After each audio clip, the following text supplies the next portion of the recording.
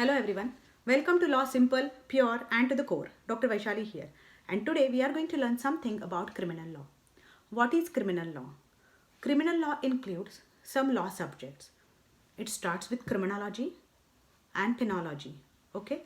Then we have Indian Penal Code. And then we have CRPC and evidence. And then there are so many other criminal laws. POSCO is there, TADA is there, MOCA is there, and these are the criminal acts. So everything is there in the ambit of criminal law. It starts with criminology. So what is there in criminology? It's a theory behind the theories behind the entire criminal law. Means who are criminals? What are the theories of criminal behavior? Why criminal acts happen? What are the factors which are responsible for criminal type of behavior?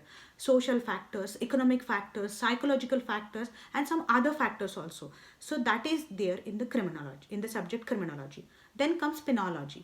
Penology is the science of punishment. How much punishment should be given?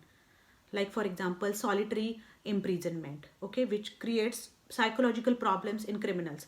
It should be given in a decided time duration. So that is the science of punishment. How much punishment should be given, in which case which type of punishment should be given, whether punishment is needed or not, what are the modern theories of punishment. So those things come in the subject called penology. So criminology, penology, then comes Indian Penal Code, in which actual crime is defined. So what is murder? What is culpable homicide? What are the essential ingredients in that definition?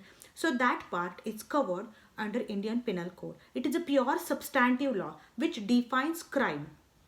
Then comes CRPC or Criminal Procedure Code. Procedure for implementing IPC is given in CRPC.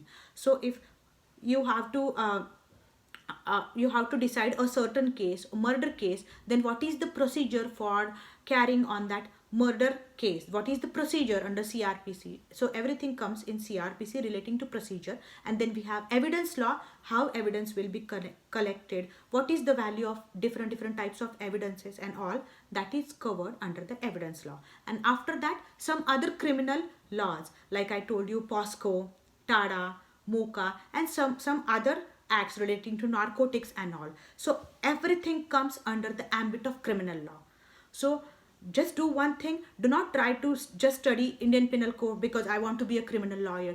If you want to do that, study the entire criminal law. It is going to help in a long way. It will help you to improve your interpretation skills. So stay tuned till my next lecture. Goodbye and good luck.